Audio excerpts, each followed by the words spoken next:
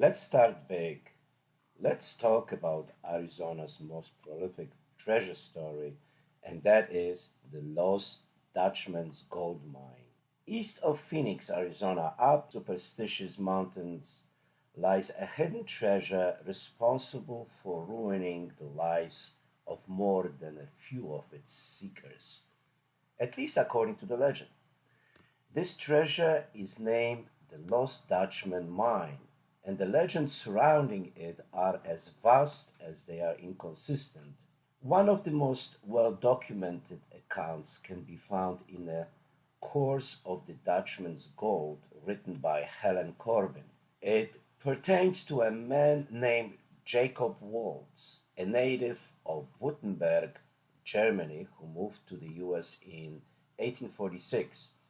He became a naturalized citizen in July 1861 and thereafter became a prospector. Between 1872 and 1878, Waltz, along with his colleague Jacob Weisner, was said to have found gold in a quartz vein that was around 18 inches wide.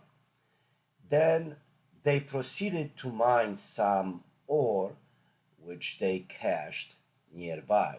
So the work continued on that mine for some time until Weisner's untimely death at the hands of a band of Apaches.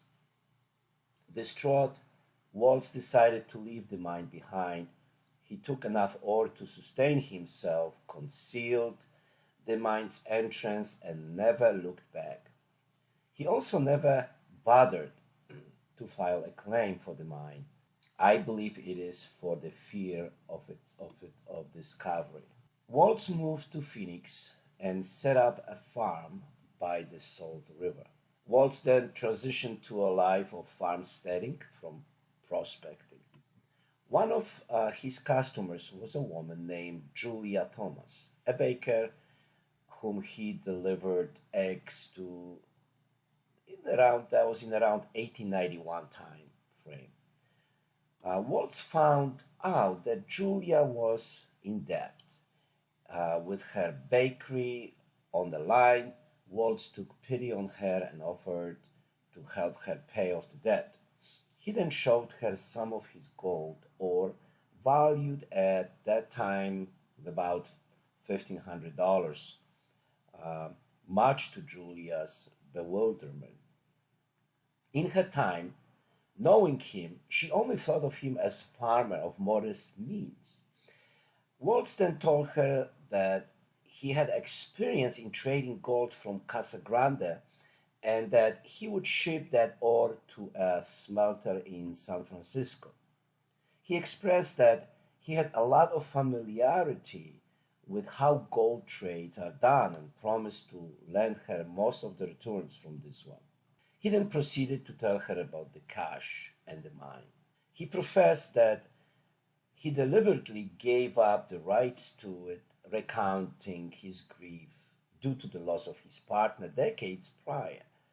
Waltz admitted to Julia that his sorrow was such that he never wanted to work there again. And even if he wanted to, he continued, he was too old for prospecting nevertheless. Waltz promised that he would take Julia to the mine and pass over ownership to her once she has seen it for herself, and he would ask only for a small share of the wealth. He and Julia planned to go to Superstitious in the spring of the following year, along with Julia's adoptive son, Reinhard Petrasch. He was planning to take the remaining gold and give it to them. However, things would take an unfortunate turn when Waltz's house was flooded that summer. The Salt River is by and large relatively dry, but that summer a torrential rains had swelled with excessive runoff. Waltz would catch pneumonia from this flood, and died from it on October 25th, 1891, a scant few months before their planned trip. Just before he died, he supposedly told Julia and Reinhard that there was a portion of gold ore he set aside for himself under his fireplace. He was also reported to have drawn them a rough map that revealed the location of the mine. But Julia and Reinhard would unfortunately be robbed of Waltz's final gift, and even more distressful was the fact that they would never manage to find the mine. As sparse in details as this story is, it was enough for thousands of treasure seekers to trek to Superstitious in search of the Lost Dutchman Mine. Several of these seekers would lose their lives, with some even meeting unexplainable or grisly fates. Only a few individuals were able to rein in the hunger for Waltz's treasure trove and come home with something of at least some substance. One such individual was a man named Bob Corbin in 1957. Corbin started to look in that year for the legendary mine, but he was not after the treasure. Instead, his curiosity was about the Lost Dutchman Mine, and it was piqued when he first read about it in a magazine as he was serving in the Navy in 1948. His curiosity compelled him to move to Arizona from Indiana so he can pursue the mystery of the Lost Dutchman Mine. But his move to Arizona was not immediate, driven by inquisitiveness instead of greed, which was the key to his success. Corbin was able to avoid the pitfalls that besieged many treasure hunters before him. He was not obsessed like they were. Rather, he treated his hunt as hobby. After he left the Navy, he first went home to Indiana, and his primary focus became higher education. He earned a bachelor's degree in Indiana University and eventually a law degree. Bob Corbin only moved to Arizona in June 1957, 9 years after he had first heard of Lost Dutchman Mine.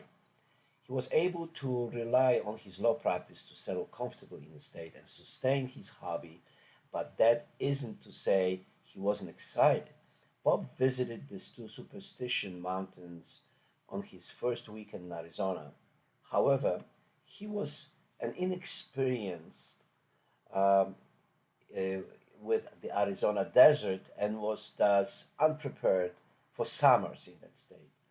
The first trip cemented in his mind uh, that the best time to the prospecting was in the winter, when there was much groundwater to be found and temperatures were lower.